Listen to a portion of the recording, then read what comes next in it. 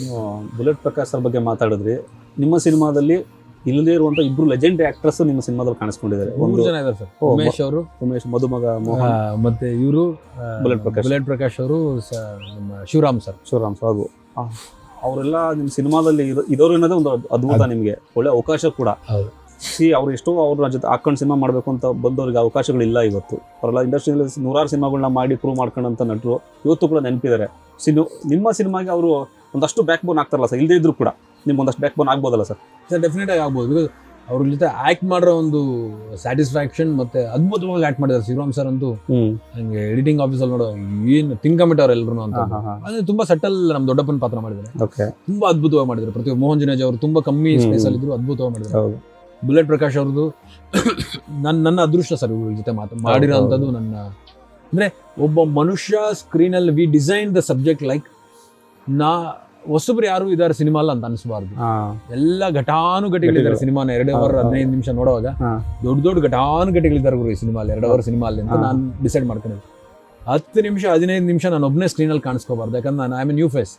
ನಾನು ಯಾಕೆ ದುಡ್ಡು ಕೊಟ್ಟು ನೋಡಬೇಕು? ಸೊ ಪ್ರತಿ 10-15 ನಿಮಿಷದ ಮಧ್ಯದಲ್ಲಿ ಒಂದೊಂದು ಸೀನಿಯರ್ ಕ್ಯಾರೆಕ್ಟರ್ ಇಂಜೆಕ್ಷನ್ ಆಗಿದ್ದಾರೆ. ಇದರ ಬ್ಯೂಟಿಫುಲ್ ಆಗಿ ಮಾಡಿರುವಂತ ಸ್ಕ್ರೀನ್ ಪ್ಲೇ, ಕತೆ ಮೆಹಬೂಬ್. ಈ ಹಿಂದೆ ಕೂಡ ಸಾಕಷ್ಟು ಜನ ಕಾಲು ಎಳಿತಾ ಇರ್ತಾರೆ, ಯಾಕೆ ಬೇಕಿತ್ತು ಗುರು ಸಿನಿಮಾ ಎಲ್ಲ, ಹೆಂಗೋ ಇದ್ದ ಅಲ್ಲೇನೋ ಮಾಡ್ಕೊಂಡಿದ್ದ, ಸಿನಿಮಾ ಹಿಟ್ಟಾಗುತ್ತಾ, ಸಿನಿಮಾ ಎಲ್ಲ ಓಡುತ್ತಾ ಇವತ್ತಿನ ಕಾಲದಲ್ಲಿ ಅಂತ ಅಂದಿದ್ದೀರಾ ಸರ್ ನಿಮಗೆ? ಸಾಕಷ್ಟು ಜನ ಅಂದಿದ್ದಾರೆ. ಸಾಕಷ್ಟು ಜನ ಕಾಮೆಂಟ್ ಹಾಕ್ತಾರೆ ಇನ್ಸ್ಟಾಗ್ರಾಮ್ಗಳಲ್ಲಿ, ಫೇಸ್ಬುಕ್ಗಳಲ್ಲಿ, ನಿನ್ಗೆ ಯಾಕೆ ಬೇಕು ಉಸಾಬ್ರಿ, ನಿನ್ ಕೆಲಸ ನೀನ್ ಮಾಡ್ಕೋಬೋದಲ್ಲ ಅಂತೆಲ್ಲ ಅಂತಾರೆ. ಏನ್ ಅನ್ಲಿ ಸರ್, ಕಾಮೆಂಟ್ ಮಾಡೋರೆಲ್ಲ ಕೆಲಸನೇ ಮಾಡೋರಲ್ಲ. ಅಪ್ಪು ಸರ್ ಬ್ಯೂಟಿಫುಲ್ ಆಗಿ ಹಾಡಲ್ಲೇ ಬರೆದು ಬಿಟ್ಟಿದ್ದಾರೆ. ನಾನು ಮಾಡಿದ್ರೆ ಹೊರಗಡೆ ಬರುತ್ತೆ ಸರ್ ಸಿನಿಮಾ. ಈ ಸಿನಿಮಾ ನಾನು ಹೀರೋ ಆಗಬೇಕು ಅನ್ನೋದೊಂದು ಆಸೆ, ಅದೊಂದೇ ಆಸೆ ಅಲ್ಲ ಸರ್. ಅನೂಪ್ ಆಂಟನಿಗೆ ಒಂದು ಒಳ್ಳೆ ಡೈರೆಕ್ಟರ್ ಅಂತ ಅನ್ಸ್ಕೋಬೇಕು. ಕಿರಣ್ ಹಂಪಾಪುರ್ ಅದ್ಭುತವಾದ ಸಿನಿಮಾಟೋಗ್ರಾಫರ್ ಅನ್ಸ್ಕೋಬೇಕು. ಮ್ಯಾಥ್ಯೂಸ್ ಮನು ಅವರು ಮ್ಯೂಸಿಕ್ ಡೈರೆಕ್ಟರ್ ಅನ್ಸ್ಕೋಬೇಕು. ನಮ್ಮ ಹೀರೋಯಿನ್ಗೆ ಒಳ್ಳೆ ಹೆಸರು ಕೊಡಬೇಕು. ಕಬೀರ್ ಅವರು ಇನ್ನೊಂದು 10 ಕನ್ನಡ ಸಿನಿಮಾಗಳು ಮಾಡಬೇಕು. ಈ ಎಲ್ಲ ಧ್ಯೇಯ ಧೋರಣೆ ಇಟ್ಕೊಂಡು ಈ ಸಿನಿಮಾ ತೆಗಿತಾರೆ ಸರ್.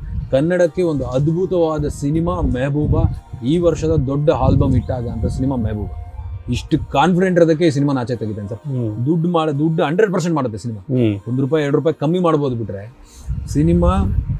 ಈ ಸಿನಿಮಾ ಬಂದಾದ್ಮೇಲೆ ಈ ಇಂಟರ್ವ್ಯೂ ಯಾರು ಮಾರ್ಚ್ 20ನೇ ತಾರೀಕು ಮೇಲೆ ನೋಡ್ತಿರ್ತಾರೋ, 25ಕ್ಕೆ ನೋಡ್ತೀರಾ, ನಮ್ಮ ಸಿನಿಮಾ ಅದ್ಭುತವಾದ ಹೆಸರು ಮಾಡುತ್ತೆ. ಒಂದೇ ಒಂದು ನೆಗೆಟಿವ್ ಕಾಮೆಂಟ್ ನಮ್ಮ ಸಿನಿಮಾ ಮೇಲೆ ಬರಲ್ಲ ಅನ್ನೋ ಒಂದು ಸಿಕ್ಕಾಪಟ್ಟೆ ಸ್ಟ್ರಾಂಗ್ ಕಾನ್ಫಿಡೆನ್ಸ್. ಯಾಕಂದ್ರೆ ಹೊಸಬರು ತಂಡ, ಹಂಗಂದ್ರೆ ನಾವೇನು ದೊಡ್ಡ ಕಾಟರ ತರ ದೊಡ್ಡ ಸಿನಿಮಾ ಮಾಡಿದೀವಿ ಅಥವಾ ಅದ್ಭುತವಾದ ಸಿನಿಮಾ ಅಂತ ನಾನು ಹೇಳ್ತಿಲ್ಲ. ಒಬ್ಬ ಹೊಸಬ ಯಾವ ಲೆವೆಲ್ಗೆ ಸಿನಿಮಾಗಳನ್ನ ಮಾಡ್ತಿದಾರೋ ಅವ್ರನ್ನೆಲ್ಲ ದಾಟಿ ಅದ್ಭುತವಾದ ಸಿನಿಮಾ ಮೆಹಬೂಬ್.